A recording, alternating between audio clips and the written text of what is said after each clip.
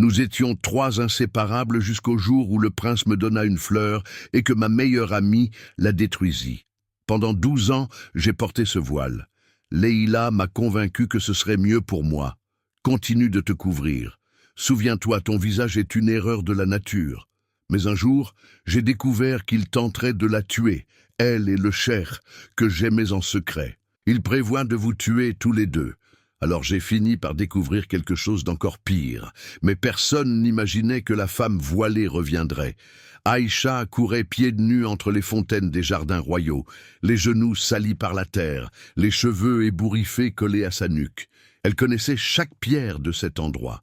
Derrière elle, Jamal, le jeune prince héritier de Zafira, ne courait pas avec l'autorité royale, mais avec le doux désespoir de celui qui veut seulement être près d'elle.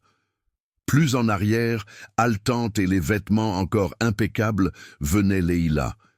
Les rires des trois enfants résonnaient contre le silence de l'après-midi, protégés par les murs de grès doré et l'ombre des palmiers dattiers. Dehors, le désert ne pardonnait aucune faiblesse. À l'intérieur, la chaleur n'était qu'une invitation à jouer. Ils s'arrêtèrent sous le grand figuier, le refuge secret du trio. Jamal, les joues rougies et les yeux brillants d'une excitation enfantine, sortit quelque chose qu'il cachait dans son dos. Ce n'était ni un bijou ni un jouet en or, mais quelque chose de bien plus rare dans ces terres arides. Une orchidée du crépuscule, aux pétales violets et fragiles, qui ne fleurissait que dans les serres privées du sultan. « Pour toi, » dit Jamal, tendant la fleur tremblante en direction d'Aïcha. « Parce que tes yeux ont la même couleur que les siens quand tu ris. » Aïcha figea ses petites mains sales, hésitant à toucher quelque chose d'aussi parfait. Elle regarda Jamal et, à cet instant, la hiérarchie du monde extérieur n'existait pas. Elle n'était que deux âmes qui se reconnaissaient. Elle prit la fleur comme si elle était faite de verre soufflé. Un sourire timide, illuminant son visage, une beauté brute que même la poussière du désert ne pouvait cacher. À côté d'eux, le silence de Leïla était pesant. Elle observait la scène avec une rigidité qui n'appartenait pas à une enfant de 8 ans. Ses yeux sombres alternaient entre le sourire niais de Jamal et la fleur dans les mains d'Aïcha. L'envie ne surgit pas comme une explosion, mais comme un poison lent, froid et calculé. Le vizir appelle Jamal, mentit Leïla, la voix douce, mais les poings serrés le long de son corps. Il a dit que c'est à propos de ton cours d'escrime. Tu sais comme il est furieux quand tu es en retard à cause de jeux stupides. Jamal, la peur du devoir effaçant instantanément l'éclat de son regard, acquiesça frénétiquement. Il toucha l'épaule d'Aïcha une dernière fois avant de courir vers le palais. Dès qu'il disparut derrière les colonnades de marbre, l'atmosphère du jardin changea. L'air sembla se raréfier. Aïcha souriait encore à la fleur, inconsciente du changement de température. « Il me l'a apporté, Leïla, tu as vu? C'est la plus belle chose que j'ai jamais. » Leïla fit un pas en avant, envahissant l'espace personnel de son amie. D'un mouvement rapide et brutal, elle arracha l'orchidée des mains d'Aïcha et la jeta sur le sol de pierre chaude. Avant qu'Aïcha ne puisse protester, la sandale en cuir précieux de Leïla s'abattit avec force, écrasant les pétales violets jusqu'à ce qu'il ne reste qu'une tache humide et méconnaissable dans la poussière. « Il te l'a donné seulement par pitié, » dit Leïla. Et sa voix n'avait pas de rage, seulement une condescendance glaciale qui faisait plus mal qu'une gifle. « Regarde-toi, Aïcha, sale, ébouriffée. Jamal est un prince, il aime les choses belles et propres. Il m'a dit qu'il te trouve comme une petite souris du désert, mais qu'il ne voulait pas te blesser. » Les yeux d'Aïcha se remplirent de larmes, non pas pour la fleur détruite, mais pour la honte soudaine qui la brûlait. Elle regarda ses propres mains, ses vêtements simples, et pour la première fois, se sentit inadéquate. Leïla s'approcha, essuyant une larme de la joue d'Aïcha, avec un contact qui simulait la tendresse, mais qui agrippait la peau avec une force excessive. « Ne pleure pas, c'est laid, » murmura Leïla. « Quelle chance tu as que je sois ton amie.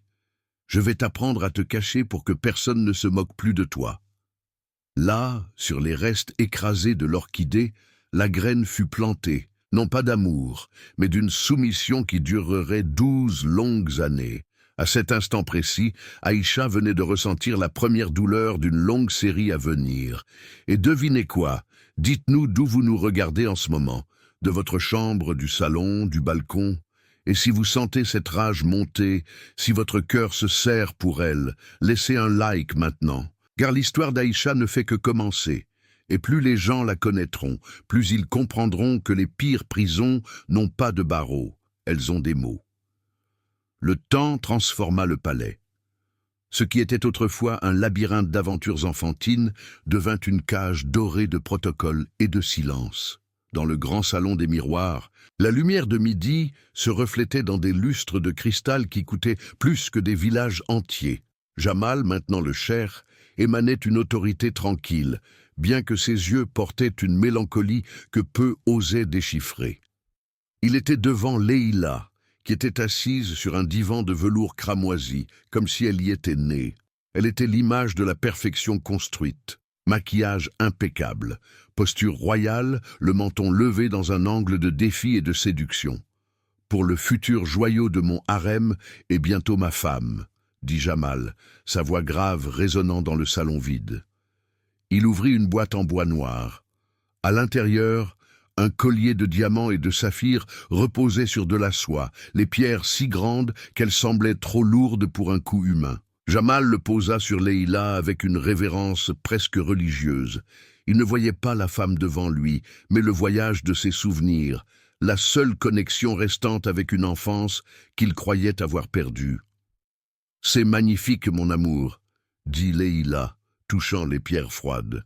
Son sourire était répété, mesuré au millimètre près pour montrer de la gratitude sans paraître soumise. « J'ai des réunions avec le Conseil sur les routes commerciales du Nord. » Jamal soupira, l'embrassant sur le front. « Mais je reviendrai pour le dîner. Prépare-toi. Je veux que tout le monde voie la chance que j'ai. » Il se retourna et marcha vers les grandes portes doubles. Dans le coin le plus sombre du salon, une figure était immobile. Immobile comme une statue couverte de tissu noir. Aïcha portait le niqab complet, ne laissant qu'une fente pour les yeux, et l'abaya large qui dissimulait chaque courbe de son corps. Elle tenait un plateau d'argent avec des serviettes et de l'eau de rose, invisible pour le cheikh, faisant partie du mobilier. Dès que les portes se refermèrent derrière Jamal, le bruit du loquet résonna comme un coup de feu. La posture de Leïla s'effondra instantanément. Le sourire disparut, remplacé par une grimace d'ennui et d'irritation. Elle porta les mains à son cou et arracha le collier avec violence, comme si les bijoux lui brûlèrent la peau, et le lança en l'air. Le collier atterrit avec un bruit métallique aux pieds d'Aïcha, glissant sur le marbre. « Nettoie ça !» ordonna Leïla, sans se retourner, examinant ses ongles. Le fermoir m'a éraflé la peau et fait polir les saphirs. Jamal les a touchés avec ses mains moites. Aïcha s'agenouilla lentement, posant le plateau. Ses mains tremblaient légèrement en ramassant le bijou. La valeur de cet objet aurait pu nourrir son ancienne famille pendant 3 générations, mais là, c'était un déchet momentané. « Oui, Madame Leïla. » La voix d'Aïcha était un murmure rauque, conditionné à ne pas troubler l'air. « Et attention à ses mains grossières, Aïcha. » Leïla se tourna sur le divan, ses yeux perçant le tissu noir qui couvrait son amie d'enfance. « Tu as le toucher d'une lavandière, pas d'une servante personnelle. Parfois, je me demande pourquoi j'insiste pour te garder ici, où tu n'appartiens clairement pas. Parce que madame est miséricordieuse, » récita Aïcha, une phrase répétée tant de fois qu'elle avait perdu son sens, devenant seulement un réflexe de survie. « Exactement. » Leïla sourit cruellement. « Miséricordieuse. Maintenant, disparaît de ma vue. L'odeur de produits de nettoyage que tu exhales me donne mal à la tête. » Aïcha ramassa le collier et recula, marchant à reculons jusqu'à la sortie de service, la tête baissée, portant des millions en diamants et un poids infini dans l'âme. Plus tard, dans les appartements privés de Leïla, l'atmosphère était suffocante, imprégnée de l'odeur d'encens de santal. Aïcha se tenait derrière la chaise de Leïla, brossant les longs cheveux noirs de la future mariée. Chaque mouvement de la brosse devait être précis. Une traction signifierait une punition. Un toucher trop léger signifierait une plainte. Leïla observait son propre reflet dans le miroir vénitien, mais ses yeux se posaient souvent sur le reflet de la figure noire derrière elle. « Tu te souviens, quand nous étions enfants, Aïcha ?» commença Leïla. Le ton nostalgique était dangereusement trompeur. « Tu te souviens comment les autres enfants riaient de ton nez? Comment ils disaient que tes yeux étaient trop écartés, comme ceux d'un poisson ?» Aïcha déglutit sous le voile. Les souvenirs étaient flous, réécrits année après année par le récit de Leïla. Elle ne se souvenait pas des autres enfants qui riaient, elle se souvenait seulement de Leïla qui disait qu'il riait. Mais la vérité de Leïla était la seule vérité qui comptait dans ce palais. « Oui, madame, je me souviens. Je t'ai défendu, » continua Leïla, inclinant la tête pour apprécier la brillance de ses cheveux. « Je t'ai toujours défendu. Même quand Jamal me demandait pourquoi je me promenais avec la fille étrange, je disais « parce qu'elle a besoin de moi. Personne d'autre n'accepterait de te regarder, Aïcha. Quelle chance tu as que je t'ai donné cet emploi. Quelle chance tu as que le voile cache l'erreur que la nature a commise avec ton visage. Je suis reconnaissante, Leïla, éternellement reconnaissante. » Leïla se leva brusquement, la séance de torture psychologique terminée pour l'instant. « Je vais prendre mon bain. Prépare la robe cramoisie et n'ose pas la toucher sans les gants de soie. Je ne veux pas que ta peau rugueuse abîme le tissu. » Leïla disparut dans la salle de bain attenante. Le bruit de l'eau qui coule remplit la pièce. Aïcha resta seule devant le miroir. Le silence était absolu. Ses mains montèrent lentement vers son visage, ses doigts touchant le tissu rugueux du niqab. La voix de Leïla résonnait dans son esprit. Erreur de la nature, fille étrange. Personne n'accepterait de regarder. Avec une respiration tremblante, Aïcha défit le nœud derrière sa tête. Le tissu noir glissa, tombant sur ses épaules, comme une cascade d'ombre. Elle leva le visage vers le miroir, s'attendant à voir le monstre que Leïla décrivait depuis une décennie. Ce que le miroir reflétait, cependant, était une contradiction flagrante avec le récit de sa vie. Aïcha était d'une beauté douloureuse et époustouflante. Ses yeux étaient d'un vert amande profond, entouré de longs cils naturels qui projetaient des ombres sur ses pommettes hautes et parfaitement sculptées. Sa peau, protégée du soleil implacable par le voile constant, avait le teint d'un ivoire doux et immaculé. Ses lèvres étaient pleines, dessinées avec une symétrie que les peintres passeraient leur vie à essayer de capturer. Mais quand Aïcha regardait ce reflet, elle ne voyait pas la reine que la nature avait créée. Ses yeux se remplissaient de larmes de répulsion. Là où il y avait symétrie, elle voyait de la distorsion. Là où il y avait de la lumière, elle voyait de la laideur. Le lavage de cerveau était si profond qu'il déformait sa propre perception visuelle. « Monstre !» murmura-t-elle au miroir, touchant sa propre joue avec dégoût. Elle se dissimula rapidement, comme si elle avait commis un péché mortel. Elle remit le niqab en place, couvrant la lumière, redevenant l'ombre sûre et invisible que Leïla lui permettait d'exister.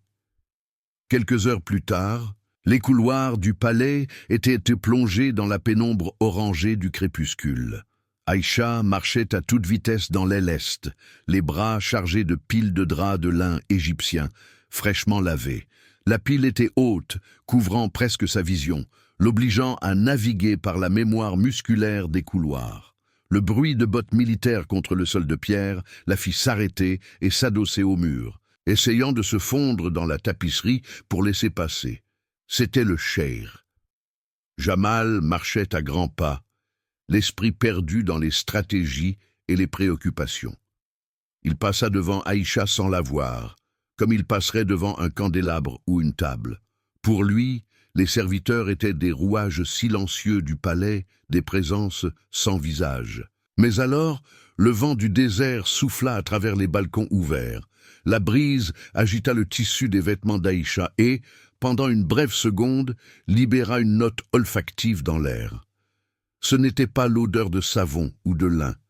C'était un arôme subtil, chaud et doux, de l'huile de jasmin pure, mélangée à la chaleur de la peau. Jamal s'arrêta brusquement à 3 pas de distance. L'odeur le frappa comme un coup de poing physique. Cet arôme n'appartenait pas au couloir froid de la gouvernance. Il appartenait au jardin de l'enfance. Il appartenait à un après-midi ensoleillé, à une fille qui courait, à une innocence qu'il croyait morte. C'était son odeur, l'odeur de la fille qui avait disparu de sa vie, ne laissant que Leïla comme substitut. Il pivota sur ses talons, les yeux écarquillés, cherchant l'origine. « Qui est là ?» La voix de Jamal trembla, dépouillée de l'autorité royale, sonnant seulement comme le garçon qui avait perdu sa meilleure amie. Aïcha se figea, serrant les draps avec force, le cœur battant contre ses côtes comme un oiseau en cage. Elle baissa la tête, se cachant encore plus. Si jamais il la voyait, s'il voyait le monstre. Jamal fit un pas vers elle. Il ne voyait qu'une servante couverte, mais l'odeur criait une vérité que son esprit ne pouvait pas traiter. Il tendit la main, hésitante. « Vous » commença-t-il, le mot suspendu dans l'air. « Regardez-moi. » Aïcha retint sa respiration. Elle était sur le point d'obéir, la soumission luttant contre la panique, lorsque le bruit de la soie traînant sur le sol brisa le sortilège. Leïla surgit du coude du couloir, glissant comme une élégante vipère. Elle vit la main tendue de Jamal, vit la servante paralysée, et ses yeux étincelèrent de reconnaissance et de danger. En un instant, elle était entre les deux, sa main se posant doucement sur la poitrine du cher, bloquant sa vue d'Aïcha. « Le conseiller Youssef vous cherche depuis 10 minutes, » dit Leïla, sa voix douce, mais son corps créant une barrière infranchissable. « Vous semblez pâle, mon amour. La chaleur vous affecte-t-elle » Jamal cligna des yeux, confus, comme s'il se réveillait d'une transe. L'odeur de jasmin fut soudainement étouffée par le parfum fort et coûteux de roses importées que Leïla portait. Je pensais avoir senti. Il regarda par-dessus l'épaule de Leïla, mais Aïcha avait déjà reculé, se fondant dans les ombres du couloir, redevenant petite, invisible. Senti quoi? Leïla sourit, le guidant doucement dans la direction opposée, loin de la vérité. Ce doit être la fatigue. Allons-y, j'ai fait préparer un thé pour calmer vos nerfs. Vous travaillez trop, Jamal. Laissez-moi m'occuper de tout. Jamal se laissa entraîner, jetant un dernier regard confus derrière lui.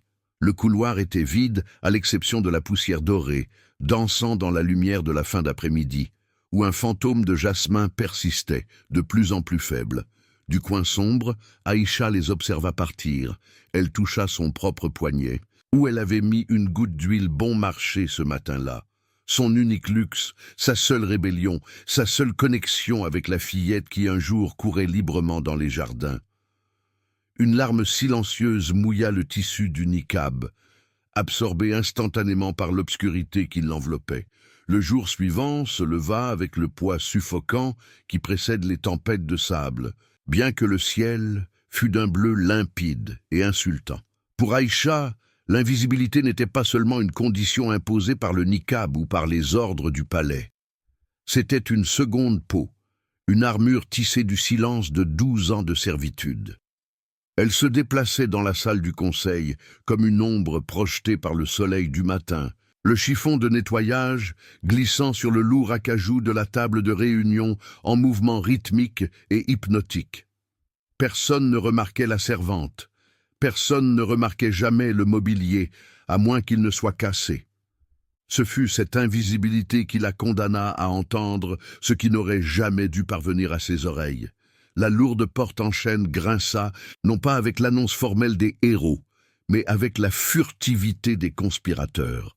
Aïcha se figea instinctivement, se recroquevillant derrière l'une des grandes tapisseries de velours cramoisi qui ornaient le coin sombre de la pièce. L'odeur de tabac fort et de cuir envahit l'environnement avant même les voix. Elle reconnut le ton grave et traînant du général Tariq, un homme dont l'ambition avait toujours été mal dissimulée par des sourires mielleux, accompagné du murmure sifflant d'un homme qu'elle ne connaissait pas, mais dont l'accent appartenait aux tribus rivales du Nord. Sa signature sera la dernière chose qu'il fera en tant que cheikh, dit Tariq, la voix résonnant sur le bois poli. Le son d'un verre servi ponctua la phrase. Une fois le contrat de mariage scellé et les biens transférés sous la protection de l'épouse, l'accident dans le désert sera regrettable. Aïcha retint sa respiration, les mains tremblantes, serrant le chiffon sale contre sa poitrine. Son cœur battait si fort qu'elle craignit que le son ne résonne dans la pièce vide. Il parlait de Jamal. « Qui est la fille ?» demanda la voix inconnue. « Leïla est volage. Elle pourrait flancher au moment final. Les femmes ont tendance à avoir ces sentiments incommodes. » Le rire de Tariq fut court et sec, comme des branches qui se brisent. Leïla aime le pouvoir plus qu'elle n'aime son propre reflet, et c'est déjà beaucoup dire, mais ne vous inquiétez pas, elle pense qu'elle gouvernera en tant que régente veuve. Ce qu'elle ne sait pas, c'est qu'une fois Jamal écarté, elle sera la prochaine. Une veuve inconsolable, qui décidera de se retirer dans un couvent lointain, ou qui succombera à la tristesse. Le royaume tombera dans vos bras, mon ami, dès que nous nous serons débarrassés des deux tourtereaux. Le monde d'Aïcha bascula. La panique monta dans sa gorge comme de la bile brûlante. Ce n'était pas seulement un coup contre le cher, c'était un double piège. Leïla, sa sœur de cœur, la fille avec qui elle avait partagé des secrets et des rêves, était utilisée comme un pion jetable. La cruauté de Leïla, au cours des dernières années, les mots durs, l'arrogance, Aïcha, dans sa bonté naïve, avait tout attribué à la pression de la cour, à la peur, au besoin de survie. Maintenant, en entendant cela, elle en eut la certitude. Leïla était en danger de mort, aveuglée par sa propre vanité, sur le point de marcher vers l'abîme, main dans la main, avec l'homme qu'Aïcha aimait en secret. Elle attendit une éternité que les pas lourds s'éloignent dans le couloir. Dès que le silence revint, elle s'élança. Aïcha courut. Elle courut comme elle ne l'avait pas fait depuis qu'elles étaient enfants, jouant au jeu du loup entre les palmiers dattiers. Le tissu lourd de son niqab s'enroulait autour de ses jambes. La sueur perlait sur son front sous le voile, mais elle ne s'arrêta pas. Elle ignora l'étiquette, ignora les regards choqués des autres serviteurs dans les couloirs de service. Elle devait atteindre les appartements royaux, elle devait les sauver. L'image de l'enfance, les trois têtes penchées, jurant loyauté éternelle sous la lune du désert, brûlait dans son esprit, se superposant à l'amère réalité du présent. Elle sauverait Leïla, elle sauverait Jamal. Et peut-être, juste peut-être, cet acte de loyauté pourrait restaurer ce qui avait été brisé entre elles. Elle arriva à l'antichambre de la suite nuptiale, à bout de souffle, la poitrine haletante de douleur. Les portes doubles étaient entr'ouvertes. À l'intérieur, la scène semblait sortie d'une peinture. Leïla se tenait sur une estrade, la robe de mariée ajustée par deux couturières qui ressemblaient à des souris effrayées. Jamal était assis dans un fauteuil de velours, la tête entre les mains, exhalant une exhaustion qui semblait pénétrer jusqu'aux os. Aïcha ne réfléchit pas, ne frappa pas. Elle poussa les portes avec un fracas, faisant crier les couturières et tomber les boîtes d'épingles. « Chère Leïla !» Son cri déchira l'atmosphère étouffante et parfumée de la chambre. Jamal se leva d'un bond, la main allant instinctivement vers la dague de cérémonie à sa ceinture. Leïla se retourna, les yeux plissés non par peur, mais par une pure fureur due à l'interruption. « Que signifie ceci ?» La voix de Leïla était un fouet. « Avez-vous perdu la raison, servante ?» Aïcha tomba à genoux devant eux, non par soumission, mais parce que ses jambes cédèrent. Elle saisit l'ourlet de la robe de soie de Leïla, salissant le tissu immaculé avec la poussière de ses mains. « Vous devez fuir maintenant, j'ai entendu, j'étais dans la salle du conseil, le général Tariq, ils vont tuer le cher. » Elle tourna ses yeux désespérés vers Jamal, qui la regardait stupéfait, essayant de traiter le torrent de mots. « Et ils vont vous trahir aussi, Leïla. Ils ont dit que vous n'êtes qu'un pion, qu'après Jamal, après qu'il sera parti, ils se débarrasseront de vous pour prendre le royaume. C'est un piège pour vous deux. S'il vous plaît, croyez-moi. » Le silence qui s'ensuivit fut absolu.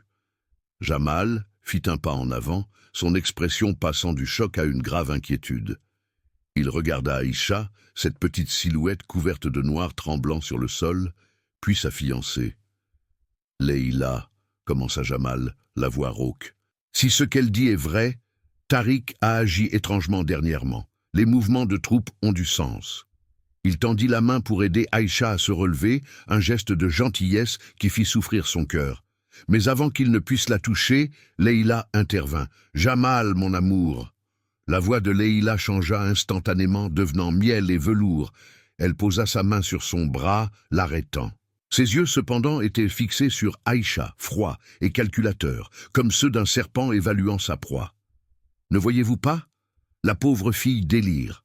La chaleur, elle travaille trop. Tariq est loyal à mon père depuis des décennies. »« J'ai entendu !» insista Aïcha, la voix étranglée par les larmes. « Leïla, s'il vous plaît, j'essaie de vous sauver la vie. Nous sommes comme des sœurs. Vous vous souvenez? Je ne vous mentirai jamais. » La mention de leur lien fraternel fit trembler un muscle dans la mâchoire de Leïla. Elle regarda Jamal, un masque de fragile inquiétude glissant sur son visage. « Amour, s'il te plaît, j'ai le vertige avec tous ces cris. Mes nerfs sont à fleur de peau avec le mariage. Pourriez-vous m'apporter un peu d'eau? Et appeler les gardes. Mais demandez-leur d'être discrets. Nous ne voulons pas de scandale, si ce n'est qu'une crise de folie de sa part. » Jamal hésita. Il regarda d'Aïcha à Leïla. Sa logique militaire lui criait que la servante avait trop de détails spécifiques pour être un délire. Mais la manipulation émotionnelle de Leïla était une toile ancienne et forte. « Je vais chercher de l'eau, » dit-il finalement. « Mais après, je veux entendre tout ce qu'elle a à dire, chaque mot. » Dès que la porte se referma derrière Jamal, la température dans la pièce sembla chuter de 10 degrés. Les couturières, percevant le danger, reculèrent dans l'ombre, devenant partie du mobilier. Leïla relâcha le bras qui tenait son propre front et se redressa. La fragilité disparut. Le sourire qu'elle adressa à Aïcha n'avait rien d'humain. Elle descendit de l'estrade, la robe de mariée bruissant comme du papier sec, et s'arrêta devant Aïcha, qui était toujours au sol. « Tu es pathétique, » murmura Leïla. La voix était basse, mais chargée d'un poison si puissant qu'Aïcha recula physiquement. « Leïla, ils vont te tuer !» Aïcha murmura, la confusion brouillant son esprit. « Je suis venu te sauver. »« Me sauver ?» Leïla rit. Ce fut un son court et rauque. « Tu crois que je suis stupide comme toi? Tu crois que je ne connais pas les risques du jeu que je joue? Tariq pense qu'il va me trahir. Je le sais, mais j'ai déjà mes propres plans pour lui. J'ai 3 pas d'avance sur tout le monde, alors que toi, tu rampes encore dans la poussière en essayant d'être l'héroïne d'un conte de fées qui n'a jamais existé. » Le choc frappa Aïcha plus fort que n'importe quel coup physique. Elle leva les yeux, voyant pour la première fois la vérité nue dans les yeux de celle qu'elle considérait son amie. Il n'y avait pas de peur chez Leïla, il n'y avait que du mépris. « Tu savais ?» La voix d'Aïcha faillit. « Tu savais qu'il voulait tuer Jamal ?» Leïla s'accroupit, se retrouvant face à face avec la servante, bien que le voile séparât leur monde. « Qui, d'après toi, a suggéré la méthode idiote? Jamal est faible, il est sentimental. Il regarde encore le jardin avec cette expression de chien perdu, cherchant un fantôme de jasmin. Il ne m'a jamais aimé, pas vraiment. Il aime le souvenir d'une fille morte. » Des larmes chaudes coulèrent sur le visage d'Aïcha, imbibant le tissu qui couvrait sa bouche. « Comment as-tu pu? Nous étions inséparables. Il t'aime, il te traite comme une reine. »« Il me traite comme un lot de consolation. » Leïla siffla, perdant son sang-froid une seconde. L'ancienne envie bouillonnait comme de l'acide. « Et toi, tu as toujours été le problème. Même couverte de haillons, même cachée dans la saleté, tu es une plaie qui refuse de mourir. Je t'ai gardé en vie pour te voir souffrir, Aïcha, pour te voir me servir. Mais aujourd'hui, tu as commis l'erreur fatale d'essayer d'être noble. » Aïcha tenta de se lever, l'horreur faisant place à un besoin urgent de fuir, de crier la vérité à Jamal. « Je vais tout lui dire. Il va revenir et je vais tout lui raconter. » Leïla sourit, et ce fut la chose la plus terrifiante qu'Aïcha ait jamais vue. « Non, tu ne le feras pas. » D'un mouvement rapide et violent, Leïla saisit le décolleté de sa propre robe de mariée et la déchira avec force. Le tissu coûteux céda avec un son aigu. Ensuite, elle se jeta contre une table latérale, renversant un vase de cristal qui se brisa sur le sol et s'érafla le bras avec les éclats, faisant couler le sang sur sa peau parfaite. « Qu'est-ce que tu fais ?» cria Aïcha en reculant. La porte s'ouvrit. Jamal entra, apportant une carafe d'argent, suivie de 2 gardes royaux. La scène qu'il trouva fut méticuleusement conçue pour détruire tout doute. Leïla était recroquevillée sur le sol, saignant, la robe déchirée, en pleurs. Aïcha se tenait au-dessus d'elle, les mains sales, tendues comme si elle venait de la pousser. « Jamal !» Leïla cria, la voix stridente d'une panique simulée. « Elle a essayé de me tuer, elle est devenue folle. Elle a dit que si elle ne pouvait pas être tienne, personne ne le serait. Elle a un couteau. » La carafe d'argent tomba des mains de Jamal, l'eau se répandant sur le tapis perçant. Pendant une seconde, ses yeux rencontrèrent ceux d'Aïcha. Derrière le niqab, Aïcha implora silencieusement. « Regarde-moi, c'est moi. Vois la vérité. » Mais Jamal ne vit pas la fille du jardin. Il vit une servante inconnue, les mains sales, debout au-dessus de la femme qu'il avait juré de protéger, la femme qui saignait sur le sol. La trahison déforma les traits nobles du cheikh. La douleur dans ses yeux se durcit, se transformant en une fureur glaciale. « Emmenez-la d'ici !» ordonna Jamal, la voix basse et terrible. « Jamal, ce n'est pas un mensonge. Elle s'est blessée elle-même. » Aïcha cria tandis que les gardes la saisissaient brutalement par les bras. « Elle veut te tuer. Écoute-moi. » Leïla sanglotait dans les bras de Jamal, cachant son visage triomphant contre sa poitrine. « Elle nous envie, Jamal. Elle nous a toujours enviés. Envoyez-la loin, s'il vous plaît. Je ne veux plus jamais la voir. » Jamal serra Leïla fort, la protégeant du monstre. Il leva les yeux vers les gardes, et Aïcha sentit son âme se briser en 2 lorsqu'elle vit le dégoût sur son expression. « Emmenez-la dans les cellules souterraines des ruines antiques. Si elle veut l'obscurité, qu'elle y pourrisse, et si elle essaie de parler à nouveau, coupez-lui la langue. »« Non, Jamal, regarde-moi !» Le cri d'Aïcha fut une plainte déchirante, traînée hors de la chambre. Elle lutta alors qu'elle était tirée le long du couloir, ses talons griffant le sol de marbre, mais c'était inutile. La porte de la suite se referma avec un claquement final, étouffant les faux sanglots de Leïla et scellant le destin d'Aïcha. Elle ne perdit pas seulement sa liberté, elle perdit la dernière étincelle de foi qu'elle avait dans le cœur des gens.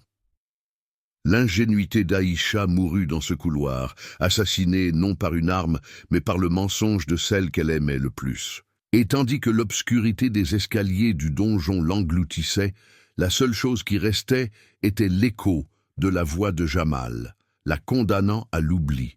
L'obscurité n'était pas seulement l'absence de lumière, c'était un poids physique, suffocant et glacial, qui semblait presser les poumons d'Aïcha jusqu'à ce que chaque respiration devienne une bataille. Le bruit sourd de son corps contre le sol de pierre humide résonnait encore dans ses os, mais la douleur physique n'était qu'un simple murmure comparé au cri lacérant qui déchirait son âme. Le bruit des bottes lourdes des gardes s'éloignant, suivi du grincement métallique de la lourde porte de fer qui était verrouillée, résonna comme la fermeture d'un cercueil. Le silence qui suivit dans les ruines antiques du désert était absolu, brisé seulement par le goutte à goutte rythmé d'une infiltration lointaine marquant les secondes de sa condamnation. Aïcha se recroquevilla contre le mur rugueux, serrant ses propres genoux. Le tissu de ses vêtements était déchiré, sali par la poussière des siècles qui couvraient cet endroit oublié. Elle ne pleurait pas pour la liberté perdue, ni pour la peur des scorpions qui habitaient sûrement ses fissures. Ses larmes, chaudes et acides, étaient pour l'image qui brûlait dans son esprit, le visage de Jamal tordu de répugnance. Il l'avait regardée comme si elle était une maladie, quelque chose à purger pour maintenir la pureté de Leïla. Leïla, le nom avait un goût de fiel dans sa bouche. La sœur de cœur, la compagne de rire, la femme pour qui Aïcha aurait donné sa vie quelques minutes auparavant, était le monstre, et l'ingénuité d'Aïcha avait été l'arme qui l'avait blessée. Les pleurs des innocents ont un son différent dans ces murs. Une voix rauque, brisée comme du verre pilé, émergea des ombres profondes de l'autre côté de la cellule. Aïcha étouffa un cri, reculant jusqu'à ce que son dos rencontre la pierre froide. Ses yeux, s'habituant à la pénombre, cherchèrent l'origine du son. Dans le coin le plus éloigné, où un unique rayon de lumière lunaire pénétrait par une fissure dans le plafond effondré, il y avait un amas de chiffons qui bougea. « Qui est là ?» La voix d'Aïcha trembla et défaillit. La figure se leva avec difficulté, le bruit des chaînes traînant sur le sol. Lorsque le visage du prisonnier entra dans la zone du rayon de lumière, le cœur d'Aïcha s'arrêta un instant. La barbe était longue et hirsute, les joues creusées par la faim, mais les yeux, ses yeux gris, étaient reconnaissables. « Maître Youssef, murmura-t-elle incrédule, le père de Leïla, l'homme que tout le monde au palais croyait en un long voyage diplomatique en Europe. Par Allah, qu'est-ce qu'elle vous a fait ?» Le vieil homme sourit, un rictus triste qui n'atteignit pas ses yeux.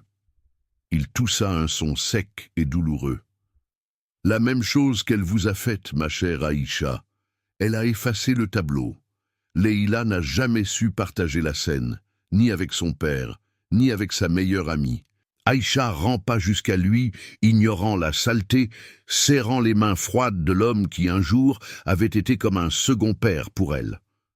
Elle a dit que je l'avais attaquée, que j'étais jalouse. J'ai essayé de les prévenir, maître Youssef. J'ai essayé de sauver Jamal et elle d'un coup d'état, mais c'était elle depuis le début. Je sais. Youssef soupira, appuyant sa tête contre le mur. J'ai entendu les gardes parler. Le mariage est demain à midi, après que Jamal aura signé les papiers transférant l'autorité des mines au consortium du cheikh rival, il subira un accident pendant la lune de miel. La confirmation du plan glaça le sang d'Aïcha. Nous devons sortir d'ici. Nous devons le prévenir. Il va mourir s'il l'épouse. Il est déjà mort. Ma fille, le poison de Leïla n'est pas chimique, il est émotionnel. Elle l'a aveuglé. Youssef regarda fixement Aïcha, l'analysant sous la faible lumière. Mais son plus grand crime n'a pas été contre moi ou contre le cheikh, il a été contre vous. Aïcha baissa les yeux, touchant instinctivement le tissu du niqab qui pendait encore lâchement à son cou. Elle avait raison de me cacher. Qui croirait une servante? D'autant plus une avec mon apparence. Je suis un monstre, maître Youssef. Leïla a toujours dit que ma laideur effraierait les enfants, que le voile était une miséricorde qu'elle me concédait. Un rire bas, dénué d'humour, s'échappa des lèvres gercées de Youssef. Il se pencha en avant, la chaîne tintant, et saisit le menton d'Aïcha avec une force surprenante pour quelqu'un d'aussi affaibli. « Regardez-moi. Leïla est ma fille, mon sang. Je l'ai aimée plus que ma propre vie, mais elle est née avec un trou dans l'âme que rien ne pouvait combler. Et vous, vous êtes né avec trop de lumière. » Youssef lâcha son menton et tâta le sol à côté de lui. Ses doigts trouvèrent ce qu'il cherchait. Un ancien plateau d'argent oxydé et cabossé, laissé là peut-être par un garde négligent ou un prisonnier oublié des décennies passées. Il y avait une flaque d'eau de pluie accumulée dessus, transformant le métal sombre en un miroir improvisé. « Regardez !» ordonna-t-il, poussant le plateau dans les mains d'Aïcha. « Non, je ne veux pas voir. Regardez !» Sa voix tonna, résonnant sur les murs de pierre. « Assez de mensonges, Aïcha. Le mensonge est le véritable donjon. Libérez-vous-en d'abord, ou nous ne sortirons jamais d'ici. » Les mains tremblantes, Aïcha tint le plateau, l'eau scintillait, déformant l'image. Elle respira profondément, s'attendant à voir les cicatrices, les taches, la déformation que Leïla décrivait avec tant de détails depuis qu'elles étaient adolescentes, depuis le jour où Aïcha était tombée malade et avait été isolée, n'entendant que la voix de son amie, décrivant son propre déclin. Aïcha inclina son visage vers la lumière de la lune. Le reflet la regarda en retour. Il n'y avait pas de cicatrice, pas de déformation. Ce qu'elle vit, c'était de grands yeux en amande, de longs cils qui projetaient des ombres sur des pommettes hautes et élégantes. Sa peau, bien que salie par la terre et les larmes, était lisse et possédait un ton doré sous le clair de lune. Ses lèvres étaient pleines et bien dessinées. Elle n'était pas un monstre. Aïcha porta la main à son visage, touchant sa peau comme celle d'une étrangère. La dissonance cognitive était violente. Des années de conditionnement psychologique entraient en collision avec la réalité physique devant ses yeux. « Elle a menti », murmura Aïcha, la voix défaillante. Toutes ces années, le voile, les repas séparés, les miroirs couverts dans ma chambre de servante. Le voile ne protégeait pas le monde de votre laideur, Aïcha, dit Youssef doucement, observant la transformation de sa posture. Le voile protégeait Leïla de votre beauté. Elle savait qu'au moment où Jamal poserait à nouveau les yeux sur vous, la femme que vous êtes devenue, tout son empire de manipulation s'effondrerait. Jamal aimait la fille du jardin. Il aimerait la femme qu'elle est devenue. Leïla n'a jamais pu rivaliser avec cela.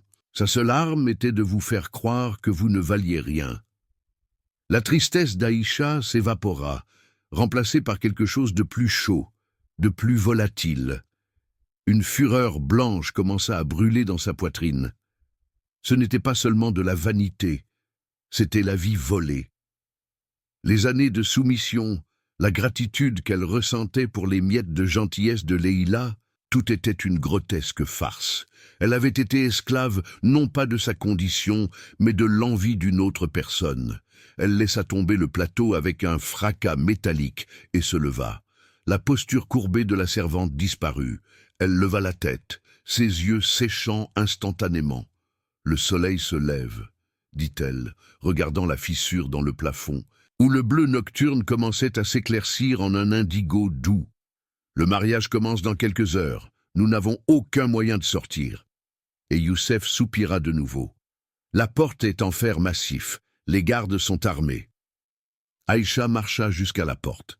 Elle passa ses doigts sur la serrure ancienne. C'était un mécanisme brut, rouillé, mais robuste. « Leïla s'est toujours plainte de mes mains, » dit Aïcha en analysant le métal. Elle disait que c'était des mains grossières, de quelqu'un né pour frotter le sol. Elle porta les mains à ses cheveux ébouriffés et tâta jusqu'à trouver une longue épingle à cheveux rigide en métal, utilisée pour maintenir le voile en place dans les conditions les plus venteuses du désert. Elle l'arracha, sentant ses cheveux tomber librement sur ses épaules, pour la première fois depuis des années. Mais ses mains ont appris à réparer tout ce qu'elle cassait, continua Aïcha, insérant la pointe de l'épingle dans la serrure. J'ai appris à réparer des bijoux, à déverrouiller d'anciens coffres, à coudre l'impossible. La dextérité qu'elle méprisait sera notre clé. Aïcha ferma les yeux, se concentrant non sur la vue, mais sur le toucher. Elle sentit les goupilles à l'intérieur du mécanisme. La première était bloquée par la rouille. Elle appliqua une pression calculée, tournant l'épingle avec une précision chirurgicale. Clic! Une goupille céda. Aïcha! Youssef tenta de se lever, l'espoir s'allumant sur son visage fatigué. « Silence, maître », demanda-t-elle, mordant sa lèvre inférieure. La sueur coulait sur son front. La deuxième goupille était tenace. Ses mains lui faisaient mal, mais l'image de Jamal échangeant des alliances avec la femme qu'il avait détruite lui donna une force surnaturelle. Elle tordit le métal en utilisant le levier de l'épingle contre la résistance de la rouille. Clac! Le son fut trop fort dans le calme du donjon. Aïcha se figea, attendant le cri d'un garde. Rien, juste le son du vent hurlant dehors dans les ruines. D'une ferme poussée de l'épaule, la porte de fer gémit et céda, s'ouvrant sur un couloir de pierre faiblement éclairé par des torches mourantes.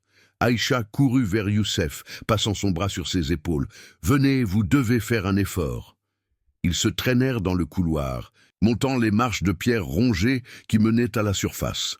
L'air frais du matin frappa le visage d'Aïcha comme une claque de réalité. Ils émergèrent entre les colonnes brisées d'un ancien temple. Maintenant, seulement des décombres au milieu du désert. À 100 mètres de là, un petit feu fumait. 2 gardes dormaient lourdement, entourés de bouteilles d'arak vides. Près d'eux, une vieille Jeep militaire couverte de sable était garée.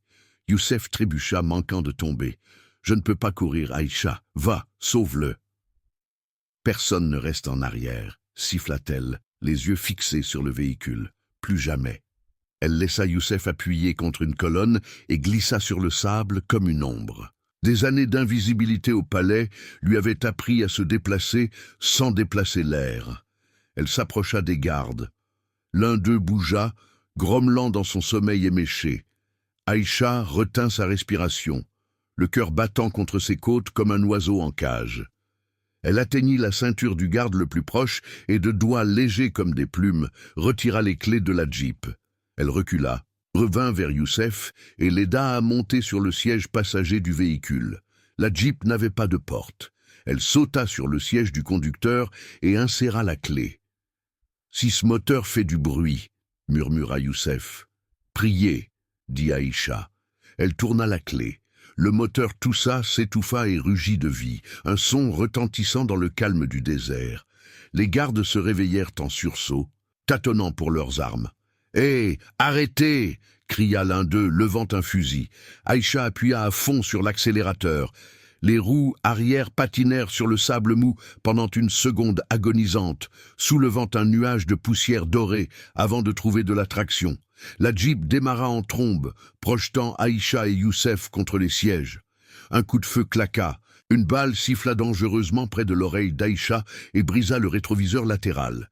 Elle ne regarda pas en arrière.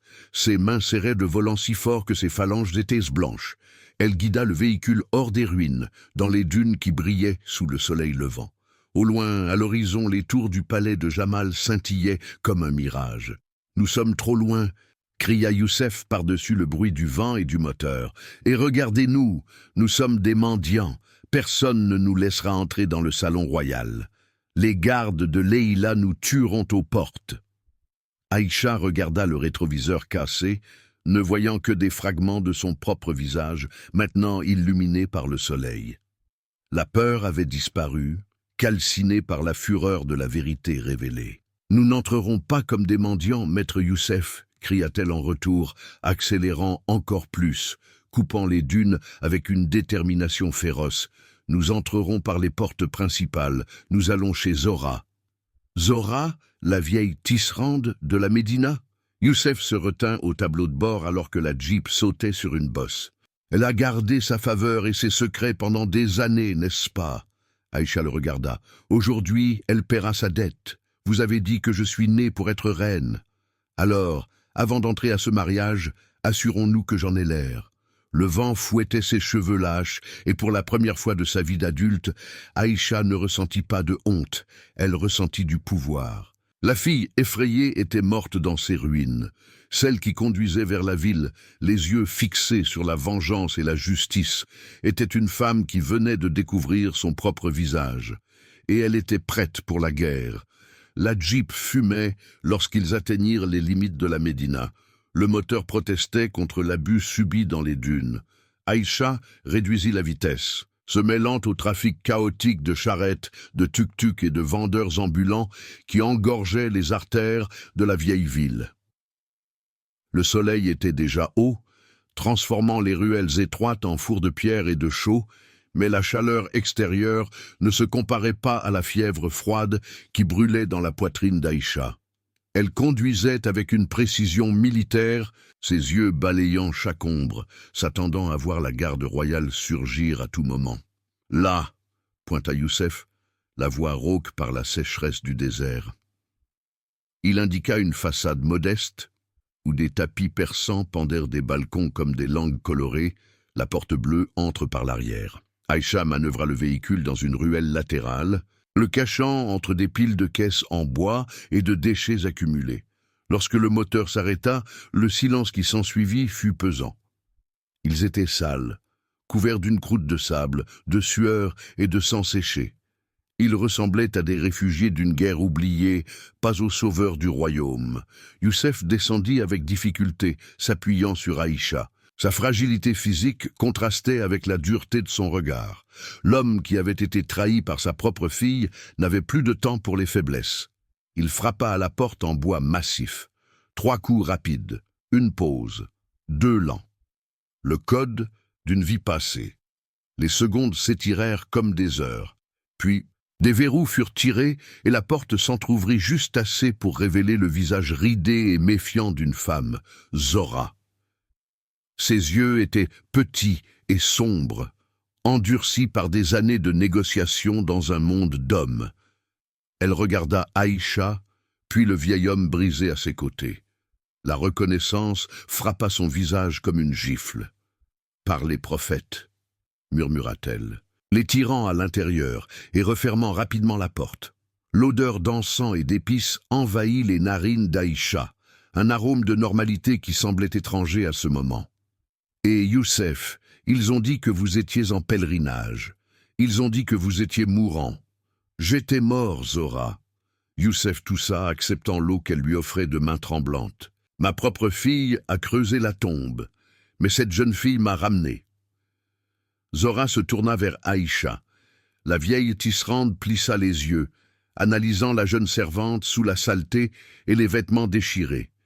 Il n'y avait pas de pitié dans son regard, juste une évaluation clinique. « La servante muette », commenta Zora, croisant les bras sur sa poitrine volumineuse. « La bête du palais. » Comme Leïla avait l'habitude de rire en essayant des soies importées. « Je ne suis pas muette », la voix d'Aïcha sortit ferme, se surprenant elle-même. Ce n'était pas le murmure d'une esclave, c'était le ton de quelqu'un qui exige d'être entendu. « Et je ne serai plus une bête. Le mariage commence dans moins de 2 heures. Nous devons entrer dans ce palais, Zora, et nous ne pouvons pas entrer ainsi. » Youssef se redressa dans la chaise en osier où il s'était effondré. « Zora, honore ta dette. Tu as dit que si j'avais besoin d'une armée, tu la tisserais pour moi. Aujourd'hui, je n'ai pas besoin de soldats, j'ai besoin d'une reine. » La vieille femme regarda de Youssef à Aïcha, un sourire lent et astucieux courbant ses lèvres. Elle frappa dans ses mains, un son sec qui résonna dans le magasin. « Très bien, si nous allons renverser le tableau, faisons-le avec style. Venez, jeune fille, nous devons laver cette honte de votre corps. » Le bain ne fut pas un moment de détente, ce fut un rituel de purification. L'eau chaude dans la baignoire en cuivre échaudait la peau. Mais Aïcha ne se plaignit pas. Zora lui frotta le dos avec des éponges rugueuses, enlevant le sable du désert et la suie du donjon, tandis que l'eau devenait trouble. C'était comme si, couche après couche, l'identité imposée par Leïla était dissoute. Quand Aïcha sortit de la baignoire, enveloppée dans de grosses serviettes, Zora l'assit devant un miroir à cadre doré. Pour la première fois depuis des années, Aïcha ne détourna pas le regard. Elle affronta son reflet. Sa peau, maintenant propre, brillait d'une teinte ambrée dorée. Ses yeux grands et en amande n'avaient de plus le voile de la peur. C'étaient des yeux de tempête. « Leïla est une folle », murmura Zora, appliquant des huiles essentielles sur les longs cheveux noirs d'Aïcha. « Elle vous a caché parce qu'elle savait, sa beauté est construite, peinte, achetée. La vôtre est dangereuse. C'est le genre de beauté qui renverse les empires. » Les assistantes de Zora, jeunes femmes silencieuses et rapides, commencèrent le travail. Elles n'utilisèrent pas le maquillage lourd et artificiel que Leïla préférait. Elles accentuèrent ce qui existait déjà, du col foncé pour souligner la détermination dans le regard, une touche de carmin sur les lèvres pour rappeler le sang qui coulait dans ses veines. La robe, demanda Youssef de la pièce voisine. Sa voix était plus forte, nourrie par la promesse de justice. Pas le blanc. Leïla portera du blanc, la couleur de la pureté qu'elle ne possède pas. Aïcha doit porter la vérité. Zora acquiesça et se dirigea vers un coffre en cèdre au fond de l'atelier. Quand elle revint, elle portait quelque chose qui semblait fait de feu liquide. « J'ai fait ça pour une princesse du Nord qui s'est enfuie avec un amant avant de payer », dit Zora, dépliant le tissu. « De la soie pure, brodée de fils d'or véritables, rouge, la couleur de la passion, de la guerre et de la royauté. » Quand le tissu glissa sur le corps d'Aïcha, Le silence dans la pièce devint absolu. La robe épousait ses courbes avec une perfection indécente. Le corsage structuré rehaussant sa posture. La jupe coulant comme un fleuve de sang artériel. Le contraste avec la servante courbée qui était entrée par l'arrière était si violent que cela ressemblait à de la sorcellerie. Aïcha s'approcha du miroir en pied. La femme qui la regardait en retour n'était pas la fille qui nettoyait le sol, n'était pas l'amie trahie, c'était une force de la nature. Elle toucha son propre visage, ses doigts traçant la ligne de sa mâchoire. « Je l'ai cru », murmura Aïcha, la voix étranglée non par tristesse, mais par fureur. « Pendant 12 ans, j'ai cru que j'étais un monstre parce qu'elle me l'a dit. » Et Youssef apparut à la porte, maintenant propre et vêtu de tuniques nobles que Zora gardait pour des occasions spéciales, bien qu'il semblât encore un fantôme de lui-même. Il s'arrêta, les yeux embués en voyant la transformation. « Vous n'avez jamais été le monstre, Aïcha. Vous étiez le miroir qui reflétait son âme pourrie, et aujourd'hui nous allons la forcer à regarder. » Zora apporta une boîte à bijoux. Ce n'étaient pas des diamants ostentatoires comme ceux de Leïla, mais des pièces d'or anciens, lourdes, tribales. Un collier qui couvrait le décolleté et des bracelets qui tintaient comme des chaînes qui se brisent. « Le mariage a déjà commencé », avertit Zora, regardant une horloge au mur. « Les portes principales seront fermées au public. La sécurité sera impénétrable. Et nous n'entrerons pas comme des invités, » dit Aïcha, se tournant vers eux. Le mouvement fit tournoyer la soie rouge. Elle prit 2 niqabs noirs et lourds qui étaient sur une table, en jeta un à Youssef et tint l'autre. « Nous entrerons comme ce qu'ils s'attendent que nous soyons, invisibles. » Youssef saisit le voile, comprenant immédiatement le plan. Le service de buffet entre par l'arrière de la cuisine royale. Ils ont toujours besoin de mains supplémentaires à l'heure du banquet. Personne ne regarde le visage de ceux qui portent les plateaux. Aïcha enfila la robe éblouissante, couvrant le rouge et l'or avec l'obscurité familière du tissu noir. Seuls ses yeux restèrent visibles, brûlant avec une intensité qui aurait pu incendier le voile. C'était l'ironie suprême. Le vêtement qui avait été sa prison était maintenant son cheval de Troie. « Êtes-vous prête à détruire son monde, Aïcha ?» demanda Youssef, ajustant son propre déguisement pour couvrir son visage connu. « Si nous faisons cela, il n'y aura pas de retour en arrière. Jamal pourrait ne pas vous pardonner d'avoir gâché sa journée, même si c'est pour lui sauver la vie. » Aïcha marcha vers la sortie, la détermination dans ses pas, faisant grincer le plancher en bois.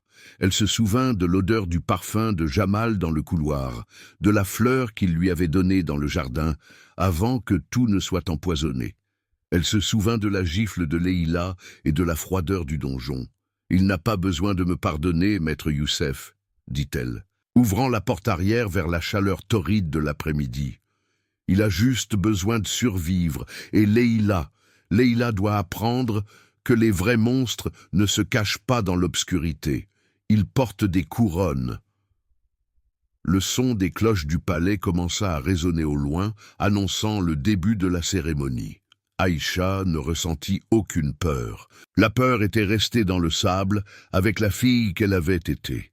Elle monta dans la Jeep, non plus comme la conductrice en fuite, mais comme la générale menant la dernière charge.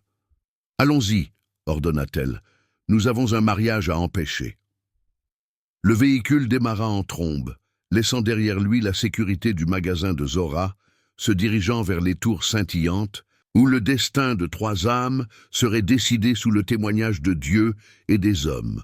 La servante était morte, longue vie à la reine. Le grand salon du palais royal sentait l'encens et une attente suffocante. Des milliers de fleurs blanches, importées et arrangées avec une précision géométrique, ornaient les piliers de marbre, mais pour Jamal, l'arôme doux était écœurant, presque funèbre. Il se tenait à l'autel, ses vêtements de cérémonie pesant sur ses épaules comme une armure de plomb. À ses côtés, Leïla rayonnait d'une satisfaction que la plupart interprétaient comme du bonheur nuptial, mais que Jamal, dans sa torpeur mélancolique, enregistrait à peine. Il regarda la foule de dignitaires, de nobles et de conseillers, des visages flous, des sourires polis. Ses yeux balayèrent le coin du salon, cherchant inconsciemment une ombre, une silhouette en uniforme gris qui avait l'habitude d'être là, nettoyant, servant, existant en périphérie de sa vision. Mais Aïcha n'était pas là. On lui avait dit qu'elle était devenue folle, qu'elle avait attaqué Leïla.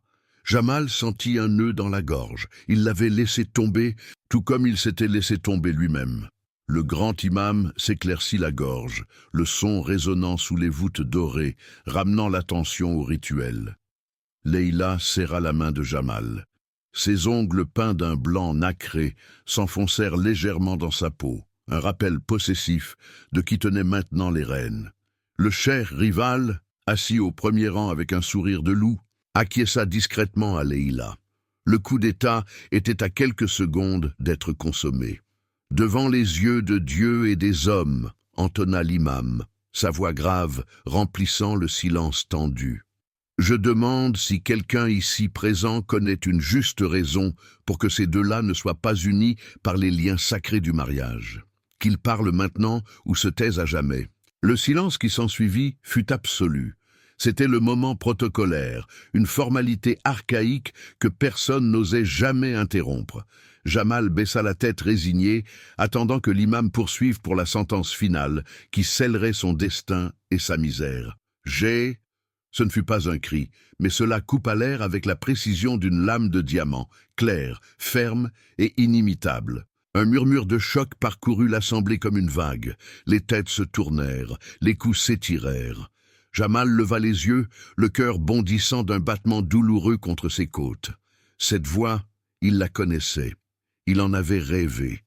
Au fond du couloir central, où les doubles portes en chêne avaient été ouvertes, deux figures encapuchonnées se tenaient immobiles contre la lumière éblouissante de l'après-midi. La plus petite s'avança. Le tissu noir du niqab et du lourd manteau absorbait la lumière, créant un trou noir dans l'immensité blanche du mariage. Leïla lâcha la main de Jamal comme si elle avait été brûlée. Son visage, auparavant un masque de triomphe, se tordit en une grimace de fureur et de peur. « Garde !» cria-t-elle, sa voix stridente, brisant la solennité. « Faites sortir ces mendiants d'ici, c'est un outrage !» 4 membres de la garde royale s'avancèrent, les lances baissées, prêts à écarter les intrus. « Personne ne la touchera !» tonna la deuxième figure. L'homme à côté de la femme porta les mains à sa capuche et la tira en arrière. Un soupir collectif, bien plus fort que le précédent, parcourut le salon. Le capitaine de la garde s'arrêta net, faisant signe à ses hommes de s'arrêter. Là se tenait Youssef, le père de Leïla, le conseiller le plus ancien et le plus respecté du royaume, l'homme que tous croyaient en un lointain retraite spirituelle ou, selon les rumeurs plantées par Leïla, mort. Il semblait fatigué, avec la peau tannée par le soleil du désert et des vêtements simples, mais ses yeux brûlaient d'une autorité qu'aucune soie ne pouvait acheter. « Père, » murmura Leïla, la couleur s'écoulant de son visage. « Vous... »« Je suis vivant, ma fille, » dit Youssef, sa voix chargée d'une profonde tristesse, « malgré vos meilleurs efforts pour que je ne le sois pas. » Le cher rival se leva brusquement, renversant sa chaise. La panique commença à s'installer parmi les conspirateurs. Jamal, cependant, ne regardait pas Youssef. Ses yeux étaient fixés sur la figure plus petite, celle encore couverte par l'obscurité du tissu. Il descendit le premier degré de l'autel, ignorant le protocole. « Aïcha !» appela-t-il la voix rauque. La figure porta les mains à son voile. Il n'y eut ni hâte ni hésitation.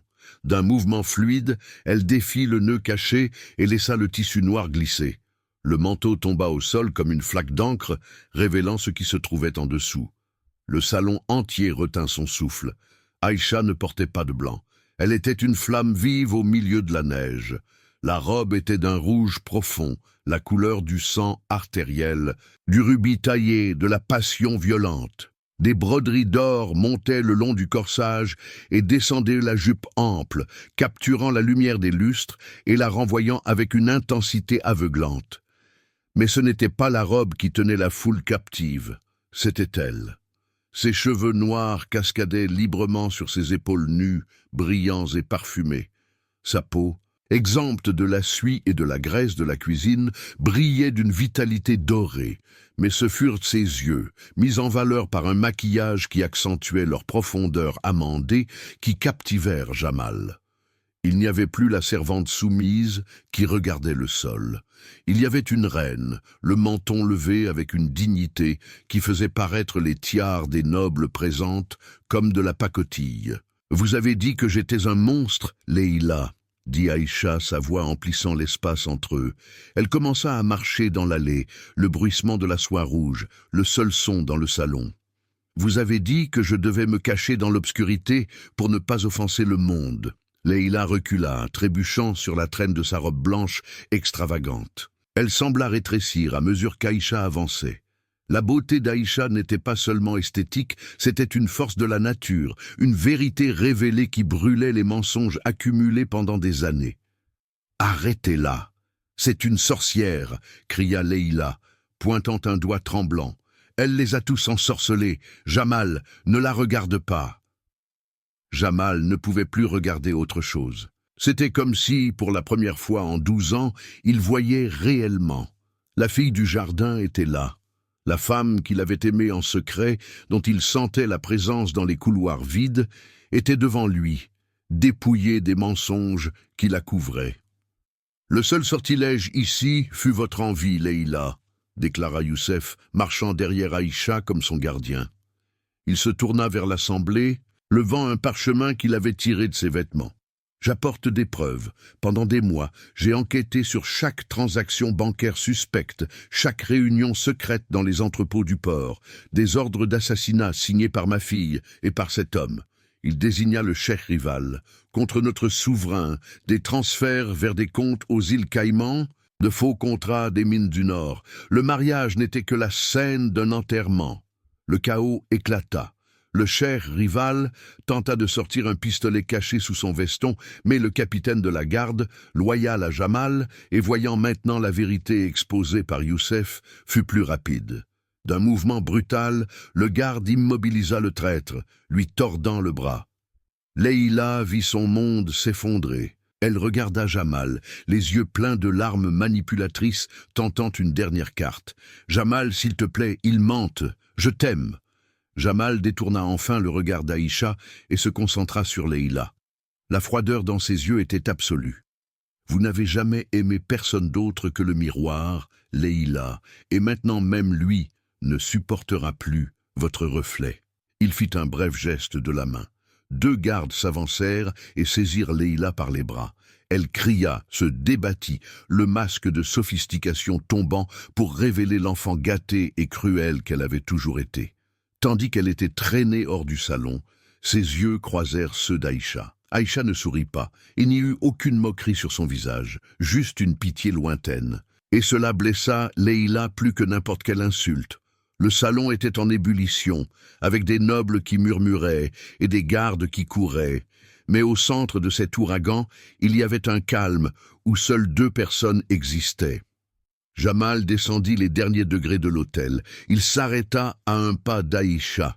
Il pouvait sentir la chaleur qui émanait d'elle, le parfum de jasmin et d'huile rare, la même odeur que le vent avait apportée dans le couloir quelques jours auparavant. « Je vous ai cherché sur chaque visage », murmura-t-il, ignorant les centaines de témoins dans chaque pièce.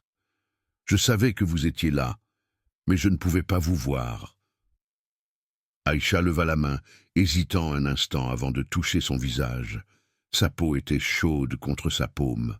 Il n'y avait plus de suie sur ses doigts. « J'étais caché dans l'ombre de ta lumière, Jamal.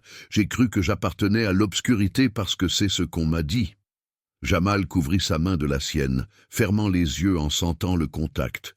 « Pardonnez-moi de ne pas avoir regardé attentivement, d'avoir laissé qu'elle s'éteigne en vous. »« Il n'y a rien à pardonner, » dit-elle doucement. « Nous avons survécu, la servante est morte dans ce donjon, Jamal. » Il ouvrit les yeux, et il contenait un éclat d'adoration qui fit trembler les genoux d'Aïcha. « Alors, permettez-moi de connaître la reine. » Il se pencha, et le baiser ne fut ni timide, ni cérémonieux. Ce fut une collision d'âmes qui avait orbité l'une autour de l'autre pendant toute une vie, se rencontrant enfin. Le salon.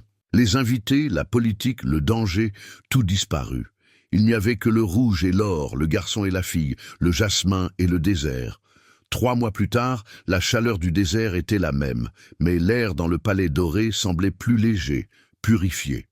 Le jardin privé, auparavant un lieu d'ombre, où Aïcha se cachait pour pleurer, était baigné par la lumière orangée du coucher de soleil. Les palmiers se balançaient doucement avec la brise de l'après-midi. Il n'y avait ni voile, ni uniforme de servante, ni peur. Aïcha marchait sur les chemins de pierre, vêtue d'une tunique de soie crème, simple et élégante. Ses cheveux étaient détachés, dansant avec le vent. Elle s'arrêta devant l'ancienne fontaine, observant l'eau cristalline. Des pas familiers résonnèrent derrière elle. Elle ne se recroquevilla pas, ne se cacha pas. Elle se retourna en souriant. Jamal s'approcha sans la pompe des vêtements royaux, portant une chemise en lin décontracté. Il semblait plus jeune, le poids de la couronne allégé par sa présence. Il tenait 2 verres de thé à la menthe. « Le conseil a terminé tôt aujourd'hui » demanda-t-elle, acceptant le verre. « Youssef est efficace » répondit Jamal en souriant. « Il travaille dur pour réparer les erreurs du passé. Il a découvert 3 autres comptes détournés par les anciens conseillers ce matin.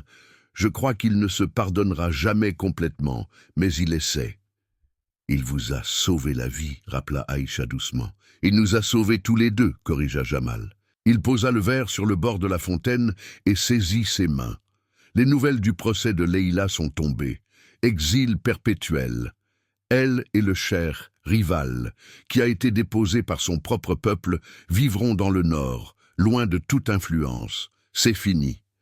Aïcha regarda l'horizon où le soleil plongeait dans les dunes infinies. Le souvenir des années d'obscurité existait toujours comme une vieille cicatrice, mais ne faisait plus mal. Parfois, je crois encore que je vais me réveiller dans ma minuscule chambre, cherchant mon niqab, avoua-t-elle. Jamal leva sa main et embrassa ses doigts un par un. Cette chambre a été démolie et le niqab a été brûlé. Vous êtes la reine de cet endroit, Aïcha. Non pas parce que vous m'avez épousée, mais parce que vous avez eu le courage d'un roi quand j'étais aveugle. Il sortit quelque chose de sa poche. Ce n'était pas l'énorme et froid anneau de diamant qu'il avait essayé de donner à Leïla. C'était un simple anneau, fait d'or ancien, avec une petite pierre bleue qui rappelait le ciel nocturne du désert. « J'ai fait fabriquer celui-ci, dit-il, nerveux comme un garçon. L'autre portait le poids d'un mensonge. Celui-ci ne porte que la vérité. Aïcha Al-Nour, acceptez-vous de réécrire le reste de l'histoire à mes côtés, non pas dans l'ombre, mais sous la lumière ?» Aïcha regarda l'homme qu'elle aimait, depuis que le mot amour n'était qu'un sentiment sans nom dans l'enfance. Elle regarda le palais qui avait été sa prison, et qui était maintenant son foyer. Elle se regarda, réfléchit dans ses yeux, et vit une femme entière. « Oui, » dit-elle, et le mot fut un serment plus fort que n'importe quelle cérémonie. Sous la lumière, toujours. Jamal fit glisser l'anneau à son doigt.